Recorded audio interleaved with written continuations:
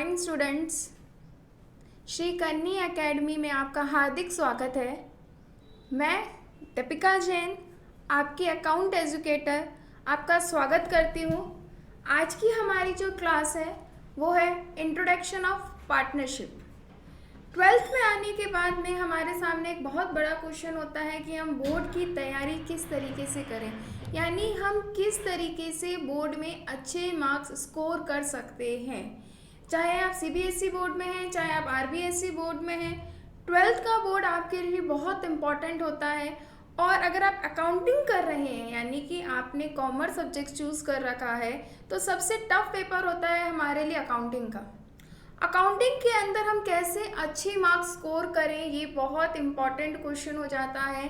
तो अकाउंटिंग के पेपर की तैयारी करने के लिए सबसे इम्पॉर्टेंट टॉपिक है अकाउंटिंग ऑफ पार्टनरशिप, यानी कि साझेदारी व्यवसाय का लेखांकन। हम साझेदारी व्यवसाय का लेखांकन किस तरीके से करें, साझेदारी व्यवसाय के लेखांकन में क्या टर्म्स एंड कंडीशंस होंगी, हम साझेदारी का व्यवसाय किस तरीके से कर सकते हैं। तो आज की जो हमारी क्लास है वो पूरी की पूरी इसी पे बेस्ड है। इंट्रोडक्शन ऑफ पार्टनरशिप अकाउंट, साझेदारी का सामान्य परिचय। साझेदारी का सामान्य परिचय या साझेदारी बोर्ड के पॉइंट ऑफ व्यू से देखें तो एक बहुत इम्पॉर्टेंट टॉपिक है।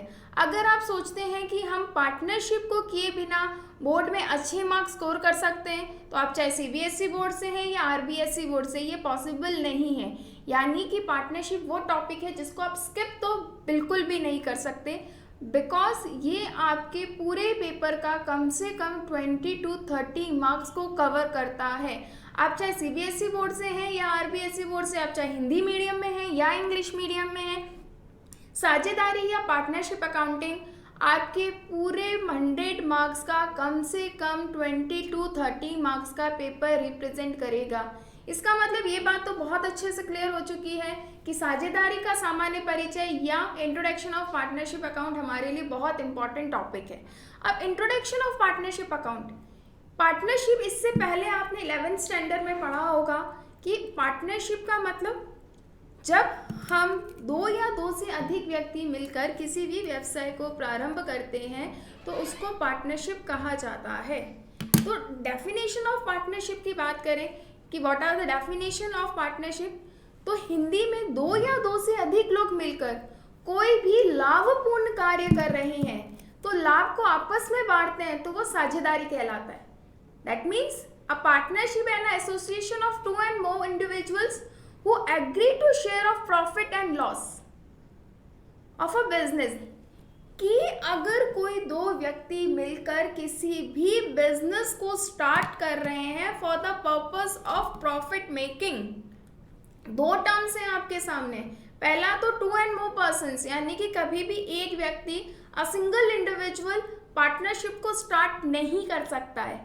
सेकेंड कंसेप्ट, उनका ऑब्जेक्टिव क्या होना चाहिए, यानी उनका उद्देश्य क्या होना चाहिए, प्रॉफिट मेकिंग, वो लाभ कमाने के लिए व्यवसाय को स्टार्ट कर रहे हैं या बिजनेस को स्टार्ट कर रहे हैं। इफ यू थिंक कि अगर हम नॉन प्रॉफिट ऑर्गेनाइजेशन के लिए कोलैबोरेट हो रहे हैं और इट्स अ पार्टनरशिप, तो नो।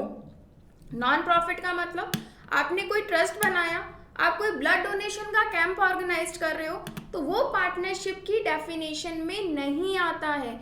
पार्टनरशिप का मतलब अगर आप कोई बिजनेस प्रॉफिट मेकिंग के लिए कर रहे हो। सेकंड थिंग, और लाभ को आपस में बांटते हैं, to share the profit and loss of lawful business, कि आपका ऑब्जेक्टिव क्या है, जो भी प्रॉफिट आपने अर्न किया उसको जितने भी पार्टनर्स ने स्टार्ट किया था वो सब उस बिजनेस के प्रॉफिट या लॉस को आपस में शेयर करेंगे या डिस्ट्रीब्यूट करेंगे। अब ये रेशियो प्रीफिक्स्ड होगा, आप इक्वली लाभ हानि को बांटना चाहते हो, आप किसी अलग रेशियो में बांटना चाहते हो, वो आप पे डिपेंड करता है।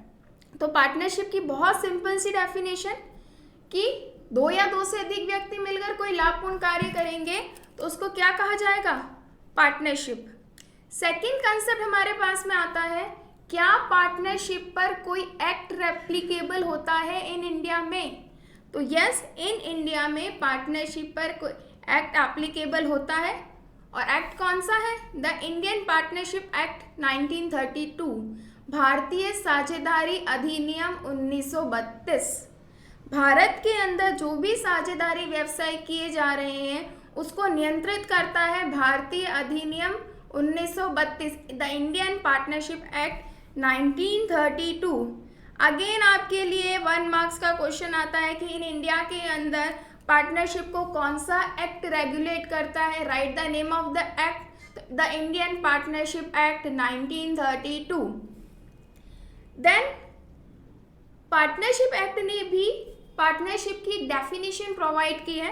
क्या डेफिनेशन प्रोवाइड की है? तो इंडियन पार्टनरशिप एक्ट 1932 के सेक्शन 4 ने ये डेफिनेशन प्रोवाइड की है। कौन से सेक्शन आपको प्रोवाइड कर रहा है? Section 4 of Indian partnership act 1932। क्या डेफिनेशन प्रोवाइड की है?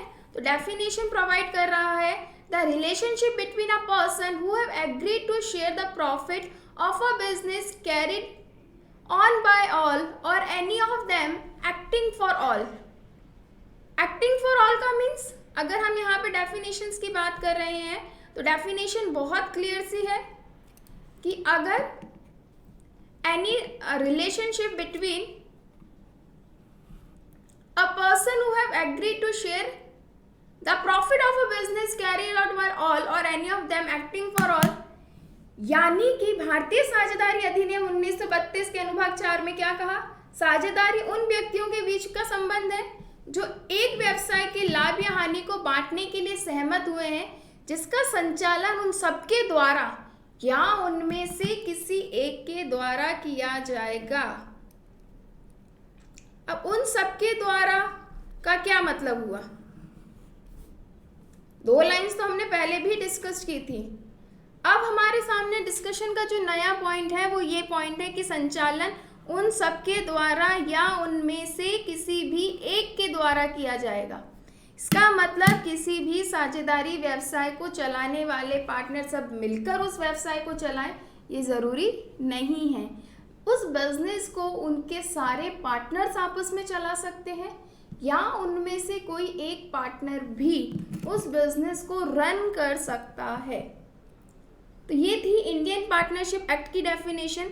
अगर इस डेफिनेशन की पॉइंट ऑफ व्यू पे हम देखें तो इसकी काफ़ी सारी कैरेक्टरिस्टिक्स आपके सामने निकल कर आएंगी कि right the characteristics of partnerships, कि जो पार्टनरशिप बिजनेस हमने स्टार्ट किया उसकी कौन कौन सी कैरेक्टरिस्टिक्स है।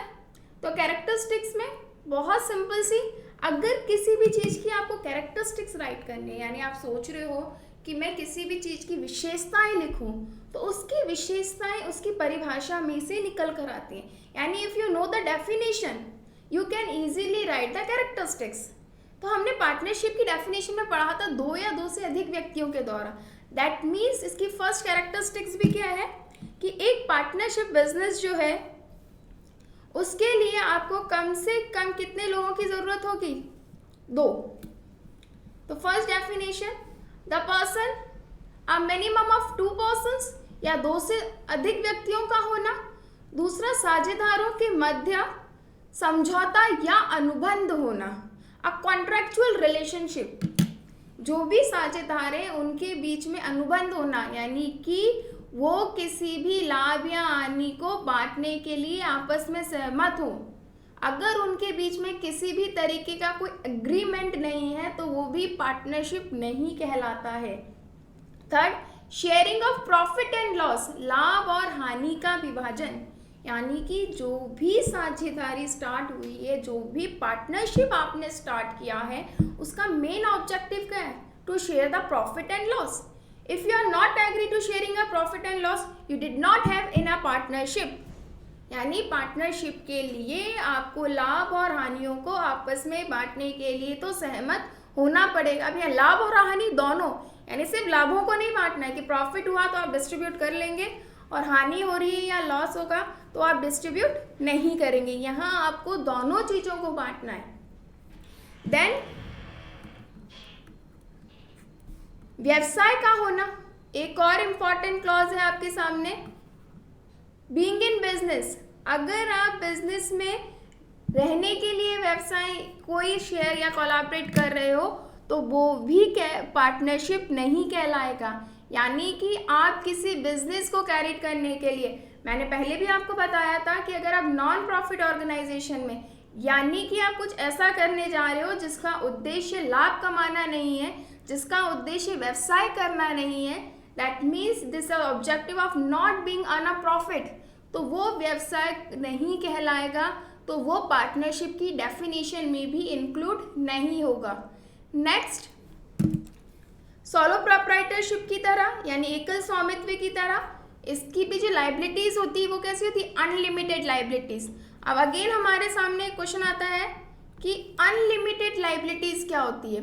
अनलिमिटेड लाइबिलिटीज या असीमित दायित्व का मतलब किसी भी व्यवसाय से संबंधित उसके साझेदारों का दायित्व उनके व्यवसाय तक सीमित नहीं है, यानी कि यदि व्यवसाय की संपत्तियां उसके दायित्वों को चुकाने के लिए कम हो जाती हैं, यानी कि the assets of the business liabilities को पे करने के लिए क्या है?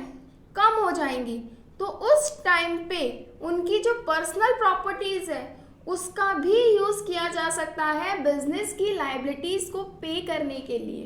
दैट्स कॉल्ड अनलिमिटेड लाइबिलिटी या असीमित दायित्व। पृथक अस्तित्व नहीं, नॉट अ सेपरेट एग्जिस्टेंस। एक और नया वर्ड आपके सामने आया, नॉट सेपरेट एग्जिस्टेंस। पृथक अस्तित्व का नहीं होना। पृथक अस्तित्व का मतलब एक साझेदार और साझेदारी फर्म दोनों को एक ही नाम से जाना जाता है, दोनों का अस्तित्व अलग अलग नहीं होता है। कानून की दृष्टि में, in the point of view of law, a firm and a partners are equal, यानी अगर फर्म बंद हो रही है दैट मीन्स जो पार्टनर्स हैं उनके लिए वो बिजनेस बंद हो जाएगा। लॉ के पॉइंट ऑफ व्यू से पार्टनर्स ऑफ फर्म को एक ही माना गया है, उन लोगों को अलग अलग नहीं माना गया है। तो मेन कैरेक्टरिस्टिक्स आई हैं आपके सामने। सबसे पहला क्विकली रिवाइज करें तो दो या दो से अधिक व्यक्तियों का होगा, साझेदारों के मध्य समझौता या अनुबंध का होना, अ कॉन्ट्रैक्चुअल रिलेशनशिप, लाभ और हानि का विभाजन, sharing of profit and loss, being in business, व्यवसाय करेंगे वो लोग, असीमित दायित्व और पृथक अस्तित्व नहीं होता है। नेक्स्ट पॉइंट ऑफ व्यू के साथ हमारा जो क्वेश्चन है वो क्या क्वेश्चन है आपके लिए?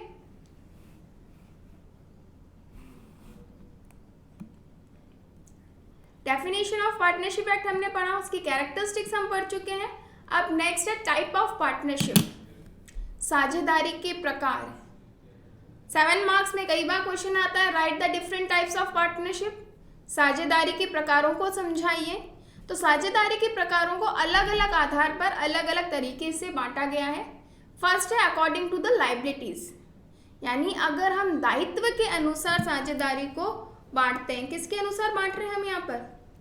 दायित्व के अनुसार।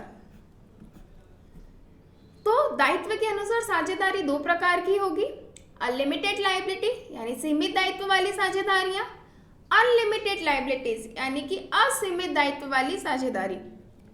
सीमित दायित्व का मतलब जब साझेदारों का दायित्व उनके द्वारा नियोजित पूंजी तक सीमित रहता है तो वो कहलाती है लिमिटेड लाइबिलिटीज, यानी कि जब एक पार्टनर्स बिजनेस में जितनी कैपिटल कंट्रीब्यूट कर रहे हैं उनकी लाइबिलिटी वहीं तक है, तो इट्स कॉल्ड लिमिटेड लाइबिलिटीज।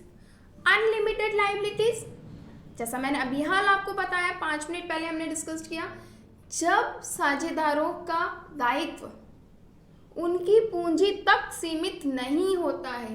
इसका मतलब अगर लायबिलिटी ज़्यादा होंगी तो उनकी पर्सनल प्रॉपर्टीज़ को भी यूज किया जा सकता है बिजनेस की लॉसेस को राइट ऑफ करने के लिए, तो it's called unlimited liabilities. Clear? अगर इन्वेस्टेड पूंजी यानी जितनी अमाउंट आपने कैपिटल के रूप में इन्वेस्ट किया है वहीं तक आपका लायबिलिटीज है, it's called limited liabilities.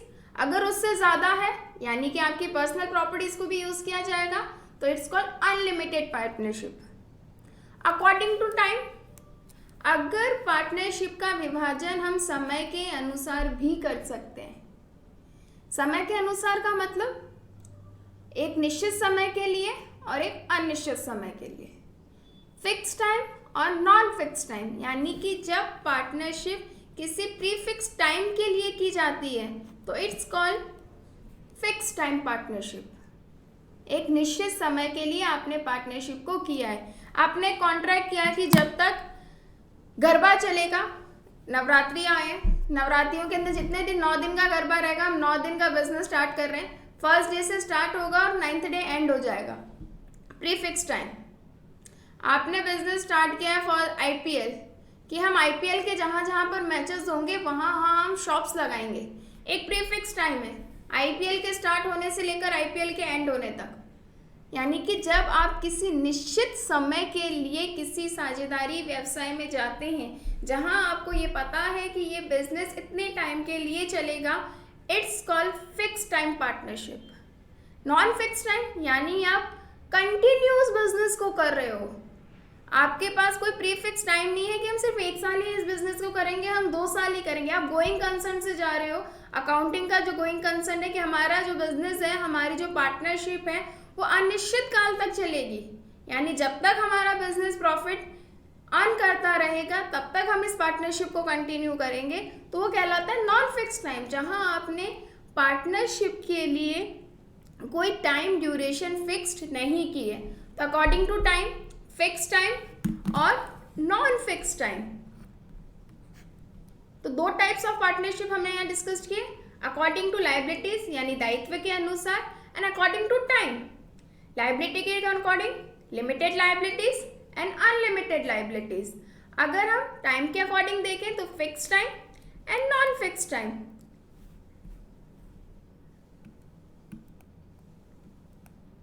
Next, objective of sharing and legal aspects. हम ऑब्जेक्टिव ऑफ शेयरिंग के अकॉर्डिंग यानी उद्देश्य के अनुसार भी पार्टनरशिप को डिवाइड कर सकते हैं। तो फर्स्ट है partnership at a will and a particular partnership. Partnership at will का मतलब आपकी इच्छा के अनुसार, जब आपकी इच्छा होगी तब आप उस पार्टनरशिप को बंद कर देंगे, according to your will. Particular partnership यानी according to the contract. Legal aspects, अगर आपने लीगली कोई बिजनेस स्टार्ट किया है तो it's called legal partnership. Illegal partnership यानी जो लॉ के अकॉर्डिंग नहीं है।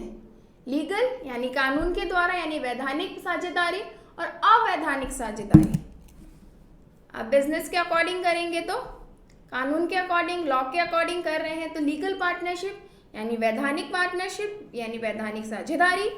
इल्लीगल पार्टनरशिप यानी अवैधानिक साझेदारी। तो साझेदारी के प्रकारों को समझने के बाद में एक और चीज है type of partners. There is a 2 different types of questions. You got first type of partnership and second type of partner. साझेदारी के प्रकार और साझेदारों के प्रकार, दोनों अलग अलग क्वेश्चंस हैं और दोनों के आंसर्स भी अलग अलग होंगे। कई बार बच्चे क्या करते हैं, दोनों को मिक्स कर देते हैं कि साझेदारी के प्रकार के साथ में ही हम साझेदारी के प्रकारों को भी समझ लेते हैं, तो दोनों चीज़ें अलग अलग हैं। इससे पहले जो हमने डिस्कस किया था वो साझेदारी के प्रकार थे, टाइप ऑफ पार्टनरशिप। अब सेकंड है टाइप ऑफ पार्टनर्स की एक बिजनेस में किस किस तरीके के पार्टनर्स हो सकते हैं। तो फर्स्ट है वर्किंग पार्टनर यानी क्रियाशील साझेदार। A working partner is one who contribute a capital the business and takes an active part in its management, hence is called a active partner. इसका सेकंड नेम क्या है, एक्टिव पार्टनर, यानी working partner जो व्यवसाय में पूंजी का योगदान करता है और अपने प्रबंध में सक्रिय भाग लेता है, इसीलिए उसे सक्रिय भागीदार कहा जाता है। होल एंड सोल वो पर्सन जो किसी बिजनेस में अमाउंट कंट्रीब्यूट कर रहा है। सेकेंड थिंग, पूरे बिजनेस का ऑपरेशन उसके थ्रू किया जाएगा, यानी कि बिजनेस से रिलेटेड सारी एक्टिविटीज जो पार्टनर मैनेज करता है, इट्स कॉल्ड वर्किंग पार्टनर या क्रियाशील साझेदार। क्रियाशील साझेदार का मतलब जो प्रबंध में सक्रिय रूप से भाग ले रहा है, जो बिजनेस को कंप्लीटली ऑर्गेनाइज्ड कर रहा है, इट्स कॉल्ड सक्रिय साझेदार या working partner. Second, sleeping partner या निष्क्रिय साझेदार, just opposite of working partner. Sleeping partner who contribute only a capital to this business but does not take a part in a management. He is also called a trimmed partner for a financing partner. एक sleeping partner वह है जो केवल व्यवसाय में पूंजी का योगदान देता है लेकिन इसके प्रबंध में भाग नहीं लेता। इसे निष्क्रिय साथी या वित्त पोषण भागीदार भी कहा जाता है। अब क्वेश्चन नहीं आता मैम ये क्या है, मतलब समझ में नहीं आ रहा। क्रियाशील साझेदार, अक्रियाशील या वर्किंग पार्टनर और स्लीपिंग पार्टनर। तो इसको एक एग्जाम्पल के थ्रू अगर हम समझें, एक पार्टनर है आपके पास ए और एक पार्टनर है आपके पास बी। ए ने कहा, ए और बी दोनों एग्री हुए कि वो कितनी कैपिटल बिजनेस को देंगे। तो उन्होंने कहा वो कैपिटल देंगे 50,000 की। कैपिटल ए भी देगा और कैपिटल बी भी देगा। बट बी ने ये कह दिया कि उसके पास इतना सफिशिएंट टाइम नहीं है कि वो बिजनेस को रेगुलरली ऑपरेट कर सके, यानी वो डे टू डे एक्टिविटीज को चेक कर सके। वो सिर्फ क्या देगा बिजनेस को, फंड्स देगा। ऐसे टाइम पे बी बिजनेस की एक्टिविटीज में पार्टिसिपेट नहीं करेगा तो ये कौन हो जाएगा आपका स्लीपिंग पार्टनर, क्योंकि ये बिजनेस में सिर्फ और सिर्फ क्या कंट्रीब्यूट कर रहा है, कैपिटल। और ए बिजनेस को पूरा ऑपरेट कर रहा है, इसीलिए ये क्या है हमारा वर्किंग पार्टनर।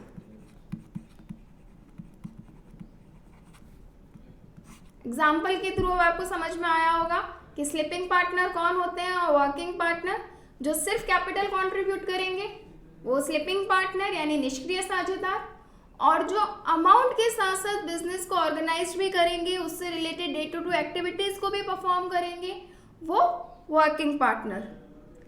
इसके अलावा देन काफ़ी सारे और टाइप्स होते हैं। नॉमिनल पार्टनर्स यानी कि नाम मात्र का भागीदार।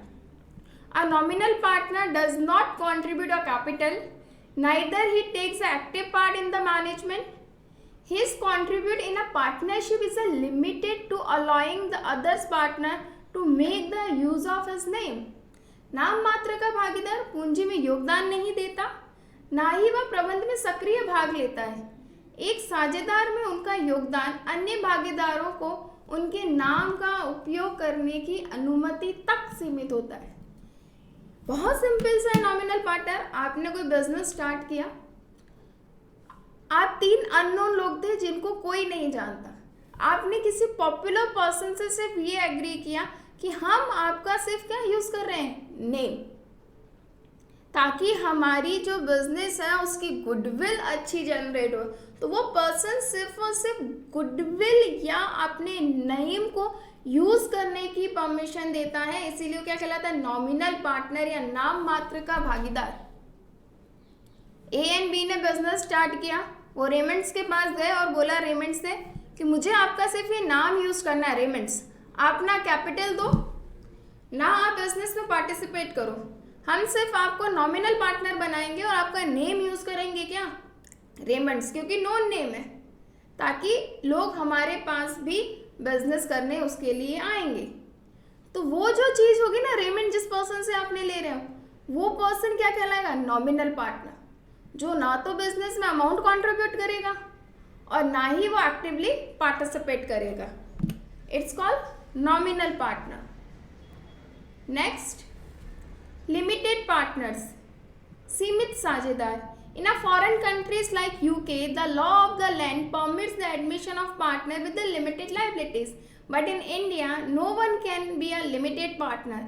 There is only one expectation: the liability of a minor admitted for the benefit of partnership is limited to the extent of his capital contributed. वैसे तो हमारे इंडिया के अंदर सीमित साझेदार नहीं बनाए जाते, यानी कि जो भी पार्टनरशिप बिजनेस करता है उनकी लाइबिलिटीज कैसी होती है, अनलिमिटेड। ये कैरेक्टरिस्टिक्स भी है पार्टनरशिप की। लेकिन यूके या अदर कंट्रीज हैं, वहाँ पर लैंड से रिलेटेड आप इस तरीके के साझेदार बना सकते हो, यानी जिनकी लाइबिलिटीज उनके द्वारा जो अमाउंट इन्वेस्ट किया है, यानी कि उनके द्वारा जो कैपिटल लगाई गई है वहीं तक क्या होगा, सीमित होगा। अब क्वेश्चन ये आता है क्या इंडिया में ऐसा हो सकता है? तो इंडिया के अंदर एक एक्सपेक्टेशन कंडीशन है जहाँ पे एक्सपेक्ट किया गया, एक्सपेक्टेशन दी गई है कि जो लाइबिलिटी ऑफ माइनर है उसको अगर आप पार्टनरशिप फॉर्म में देते हो तो उसकी जो राइट होगा वो सिर्फ उसके द्वारा जो कैपिटल कंट्रीब्यूट की गई है वहीं तक है। यानी कि पार्टनरशिप में लिमिटेड पार्टनर कौन बन सकता है? सिर्फ और सिर्फ माइनर, कि सिर्फ और सिर्फ एक माइनर जो है उसकी साझेदारी या उसका जो अमाउंट है या उसकी जो लायबिलिटीज है वो कैसी होगी? सीमित, बाकी सबकी असीमित।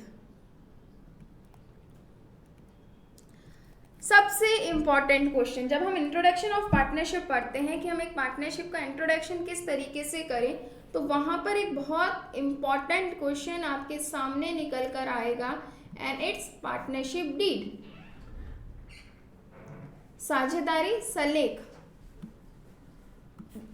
आप इस पॉइंट को कभी भी स्किप नहीं कर पाएंगे। अगर आप इसको स्किप करते हैं तो आप ये मान के चलना एटलीस्ट आप 4 मार्क्स मिस कर देंगे अपने क्वेश्चन पेपर में से। साझेदारी सल्लेख का कोई ना कोई क्वेश्चन आपसे डेफिनेटली पूछा जाएगा। 110% श्योरिटी है कि हर साल इससे रिलेटेड क्वेश्चन एग्जाम में पूछे जाते हैं, चाहे आप सीबीएसई बोर्ड से हो या आरबीएसई बोर्ड से। तो जब हम साझेदारी में जाते हैं तो साझेदारों के बीच में जो अग्रीमेंट है वो ओरल भी हो सकता है और रिटन भी, यानी कि साझेदारी का समझौता हम मौखिक रूप से भी कर सकते हैं और लिखित रूप से भी कर सकते हैं। तो partnership deed is an agreement between the partners of a firm that outline the terms and condition of partnership among the partners, specific the various terms as such are profit and loss, sharing, salary, interest on capital, drawings, admission of a new partner, etc. साझेदारी संलेख एक firm के भागीदारों के बीच में एक समझौता है जो भागीदारी के बीच साझेदारी के नियमों और शर्तों को रेखांकित करता है या विभिन्न शर्तों को निर्दिष्ट करता है, जैसे लाभ हानि समझौता करना, वेतन, पूंजी पर ब्याज, आहरण, साथी का प्रवेश, एक्सेट्रा। अभी हाल मैंने आपको क्या बोला था कि साझेदार चाहें तो मौखिक या लिखित किसी भी प्रकार से बिजनेस को रन कर सकते हैं, यानी कि जो उनका एग्रीमेंट हो सकता है वो ओरल या रिटन हो सकता है। तो अगर जब पार्टनरशिप डीड का मतलब जब पार्टनर्स एक रिटन एग्रीमेंट करते हैं जिसमें सारी की सारी टर्म्स एंड कंडीशंस इंक्लूड की जाती हैं जिनके बेसिस पे उस बिजनेस को क्या किया जाएगा? रन किया जाएगा, वो कहलाएगा पार्टनरशिप डीड, यानी कि साझेदारी सल्लेख। A written agreement between the partners for the terms and condition of the business is known as partnership deed. साझेदारों के बीच में किया गया वो लिखित समझौता जिसके आधार पर व्यवसाय को संचालित किया जाएगा और उससे संबंधित शर्तों को लिखा जाएगा, वो साझेदारी सल्लेख कहलाता है। साझेदारी सल्लेख जब टर्म्स एंड कंडीशंस हैं तो क्वेश्चन ये आता है हमारे सामने, हम साझेदारी सल्लेख या पार्टनरशिप डीड में कौन कौन से पॉइंट्स को इंक्लूड करेंगे। तो these are the important points जो हम हमारी पार्टनरशिप डीड में इंक्लूड करते हैं। First, name of the business, हम जो भी बिजनेस स्टार्ट कर रहे हैं उसका नेम।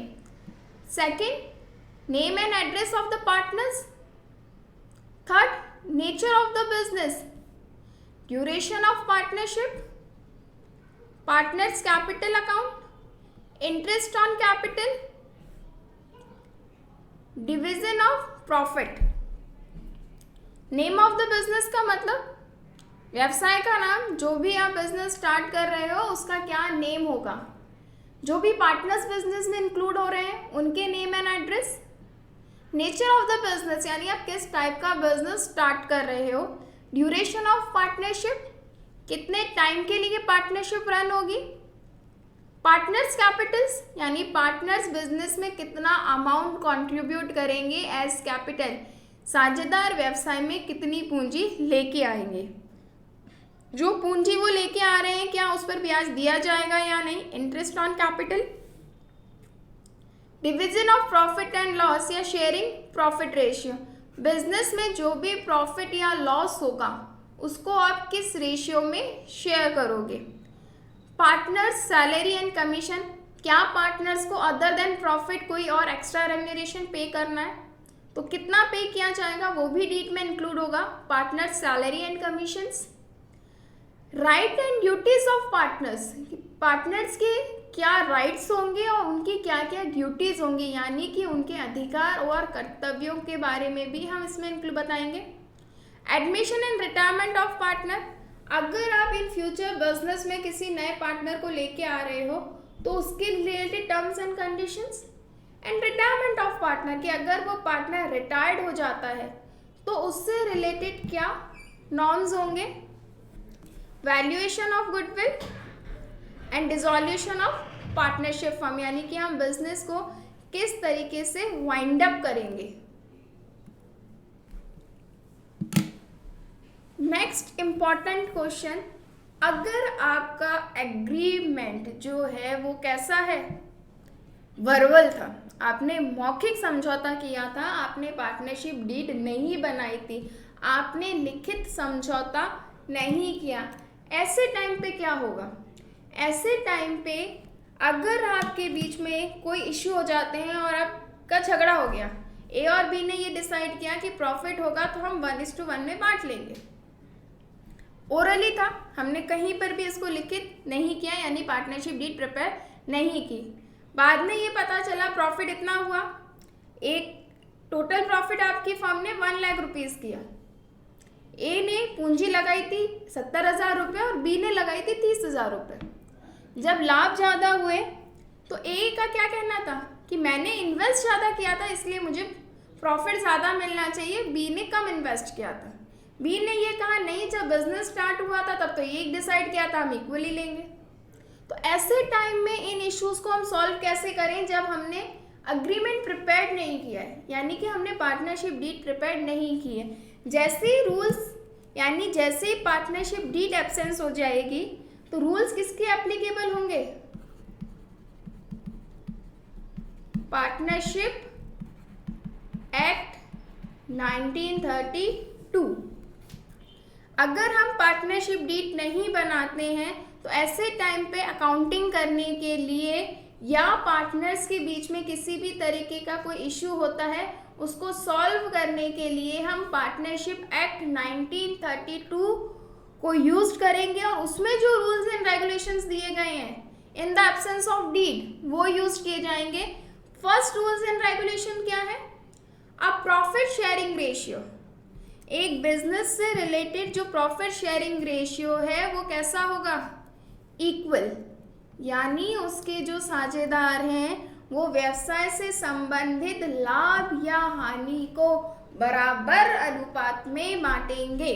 अगर आपने पार्टनरशिप डीड नहीं बनाई है या आपके सामने जो क्वेश्चन आया है वो बिल्कुल साइलेंट है, उसमें पीएनएल रेशियो से रिलेटेड कोई भी इंफॉर्मेशन आपको प्रोवाइड नहीं की गई है, ऐसे टाइम पे आपका प्रॉफिट शेयरिंग रेशियो कैसे जाएगा, इक्वल।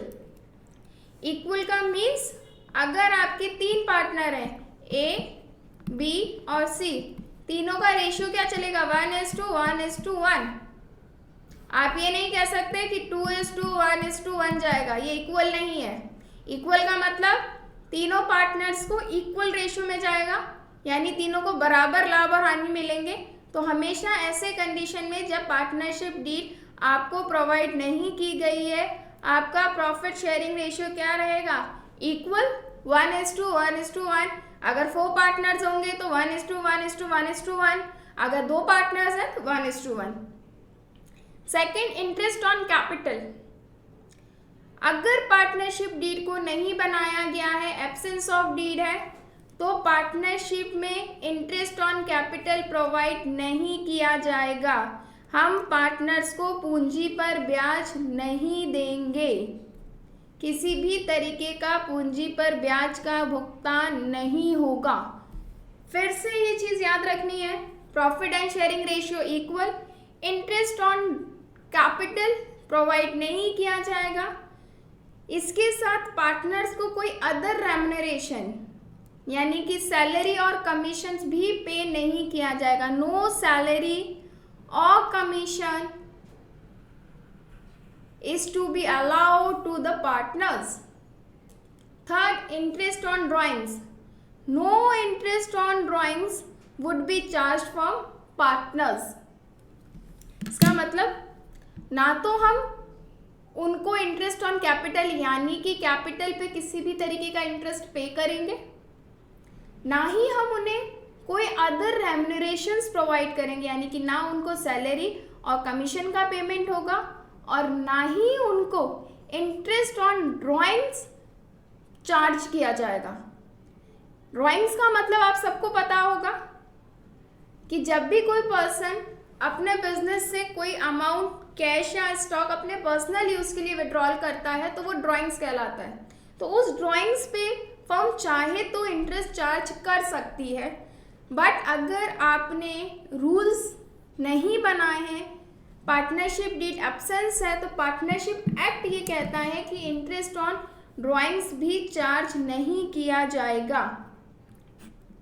सबसे last, interest on loan.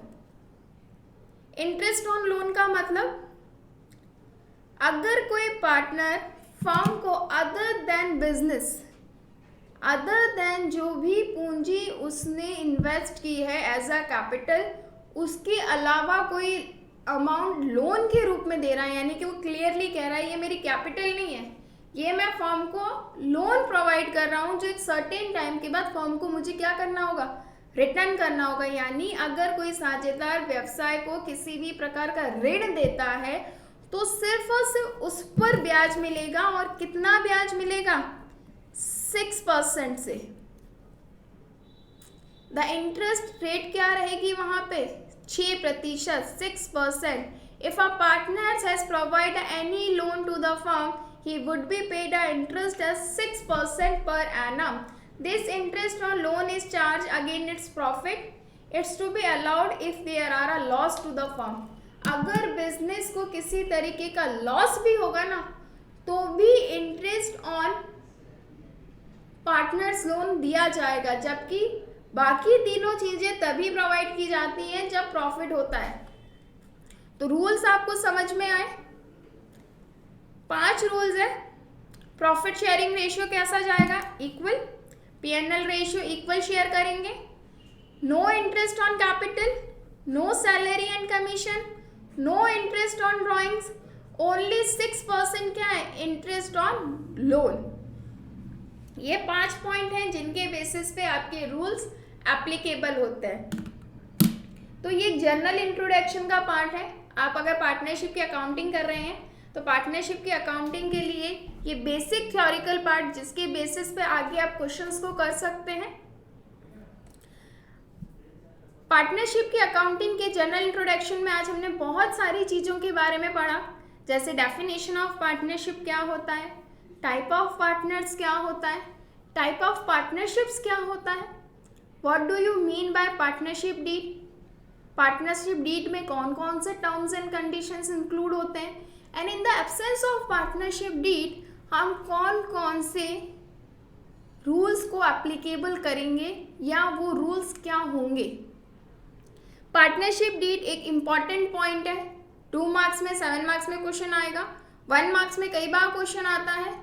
Right the 2 items include in partnership deed. ऐसे किन्हीं 2 तत्वों के बारे में या ऐसे किन्हीं 2 बातों के बारे में बताइए जिन्हें हम साझेदारी के अंदर या साझेदारी संलेख के अंतर्गत लिखते हैं। तो ये सारे के सारे पॉइंट्स आज की जो क्लास है वो आपके लिए बहुत इंपॉर्टेंट रहने वाली है। तो इस क्लास को अच्छे से रिवाइज करिए। ये आपका बेस तैयार है। एक पॉइंट और, आप 12th में हैं, आप CBSE बोर्ड से हैं, आप RBSE बोर्ड से हैं, आप CA की तैयारी कर रहे हैं, आप IPCC में हैं, आप CS एग्जीक्यूटिव में हैं, आप BCom या BBA कर रहे हैं। पार्टनरशिप या इंट्रोडक्शन ऑफ पार्टनरशिप कहीं चेंज नहीं होने वाला है। तो ये पार्टनरशिप का बेस है, इसके बिना हम पार्टनरशिप की अकाउंटिंग नहीं कर सकते। नेक्स्ट क्लास में वापस से हम आगे कुछ और नए कंसेप्ट पार्टनरशिप से रिलेटेड डिस्कस करेंगे। आई होप मेरा ये वीडियो आपको पसंद आए। कोई भी अगर आपसे डाउट है तो आप मुझसे पूछ सकते हैं, नीचे कमेंट सेक्शन में कमेंट करिएगा। नेक्स्ट क्लास के लिए मेरे साथ जुड़े रहिए श्री कन्या अकेडमी में। Thank you so much for the watching the video. Thank you.